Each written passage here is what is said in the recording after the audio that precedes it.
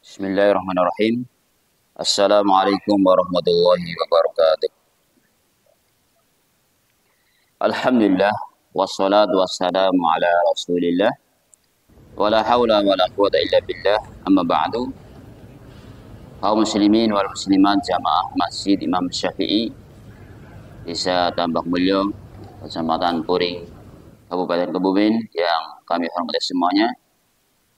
Rahimani wa rahimakumullah ajma'in, dan juga seluruh pendengar dimanapun Anda berada. Insyaallah pada kesempatan bagi yang berbahagia ini kita melanjutkan pembahasan hadis tentang keutamaan sholat berjamaah. Masuk pada poin yang ke-30, bahwa meninggalkan masjid setelah azan merupakan maksiat. Meninggalkan masjid setelah azan merupakan kemaksiatan. Hal ini berdasarkan hadis Abu Hurairah radhiyallahu anhu. An Abi Sya'tha qala, dari Abu Sya'tha berkata, kunna qu'udan fil masjidi ma'a Abi Hurairah. Suatu hari kami duduk-duduk bersama Abu Hurairah di masjid. Fa'adzanal mu'adzinu. Kemudian azanlah seorang muadzin. Artinya azan dikumandangkan. Faqama rajulun minal masjidi yamshi. Ketika azan dikumandangkan, tiba-tiba ada orang laki-laki yang bangun, bangkit, berdiri dari masjid. Kemudian dia yamshi, berjalan, dan dia keluar. Sudah azan, malah dia pergi. Fa'adbahu Abu Hurairah basarahu. Akhirnya dilihat terus oleh Abu Hurairah. Orang ini mau kemana nih orang? Dilihat terus sama Abu Hurairah. Hatta kharaja minal masjid, sampai orang ini keluar dari masjid. Faqala Abu Hurairah. Maka berkata Abu Hurairah, amma hada faqad asa Abul Qasim. Adapun orang ini, orang yang tadi pergi di kumandangkan adzan malah pergi, faqad asa Abul Qasim, maka dia telah bermaksiat kepada Abul Qasim. Siapa Abul Qasim? Rasulullah sallallahu alaihi wasallam. Abul Qasim adalah Rasulullah sallallahu alaihi wasallam. Kunyahnya Muhammad sallallahu alaihi wasallam adalah Abul Qasim. Maka Rasul pernah mengatakan, jangan, kalau kalian mau pakai kunyah, jangan Abul Qasim. Tasammu bismi wala taknu bikunyati, kata Rasul. Silahkan kalian berikan nama dengan nama Muhammad, dengan namaku, itu Muhammad. Tapi jangan membuat kunyah dengan kunyahku. Apa tadi kunyahnya? Abul Qasim.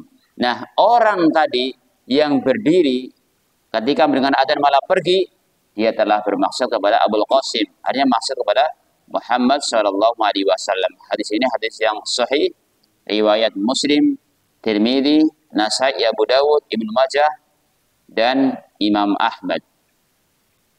Di dalam riwayat lain ditambahkan, ada tambahan, summa qala, kemudian berkata, amarona Rasulullah sallallahu alaihi wasallam. Rasulullah sallallahu alaihi wasallam memerintahkan kepada kita, idza kuntum fil masjidi, apabila kalian berada di masjid, jika kalian berada di masjid, fanudiya bis shalah, kemudian dikumandangkan salat, dikumandangkan azan, fala yahruj ahadukum hatta yusalli.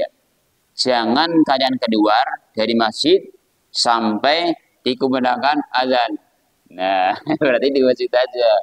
Suruh di masjid dulu, di masjid, jangan keluar-keluar. Kecuali penting. Ada kepentingan hajat, buang hajat, atau kencing, atau yang lainnya. Maka kesempatan mas ini adalah untuk di masjid dan berdoa, atau zikir, atau yang lainnya. Di tempat di mana dia akan sholat di barisan yang ada. Ini diingatkan, fala yahruj ahadukum hatta yusalliya, janganlah kalian atau salah satunya kalian keluar sampai mendirikan sholat. Ya, ini subhanallah begitu keutamanya banyak ketika orang berdiam diri di masjid. Hadis riwayat Bukhari, maaf, hadis riwayat Ahmad. Hadis riwayat Ahmad disahihkan oleh Syekh Syuaib Al-Arnaud.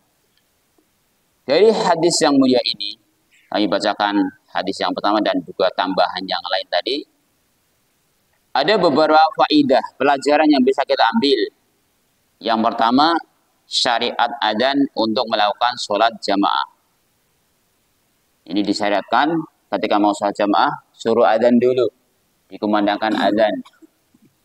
Makanya kemarin ketika ada 3 orang di sebuah desa atau di padang pasir kok tidak dikumandangkan adzan, tidak ada sholat jamaah, maka dia telah berdosa. Mereka berdosa nanti pada. Yang kedua, kewajiban sholat jamaah di masjid kecuali ada udzur atau ada alasan seperti hujan, sakit, atau angin kencang, dan yang sejenisnya. Yang ketiga, ini penting. Orang yang berada di dalam masjid, lalu adzan dikumandangkan, maka tidak boleh keluar sampai melakukan sholat jamaah. Nah ini peringatan untuk kita semua. Ya, ya. Jadi lebih baik di dalam masjid untuk doa, untuk zikir. Apalagi kalau kita ingat hadis Nabi, doa wala yuraddu bainal adzan wal iqamah. Doa tidak akan ditolak antara adzan dan iqamah. Itu artinya waktu yang mustajab. Mungkin Pak Sikin mau minta apa kesempatan itu. Kalau sudah waktu-waktunya kayak vaksin mintanya apa, Pak? Kalau doa mintanya apa? Diselamatkan, misal minta diselamatkan, ya Allah selamatkan aku dari azab kubur, dari siksa api neraka, masukkan ke surga. Masya Allah, doa yang bagus. Kecuali ada udzur, kalau keluar kecuali ada udzur seperti berwudu atau urusan penting lainnya, baru bisa keluar. Yang keempat, kewajiban amar ma'ruf, ya, kewajiban amar ma'ruf dan nahi mungkar. Kewajiban amar ma'ruf, nahi mungkar sesuai dengan kemampuan. Yang terakhir, yang kelima, keutamaan Abu Hurairah yang sangat semangat mencari ilmu dan menyebarkannya, sehingga beliau menjadi sahabat yang paling banyak meriwayatkan hadis.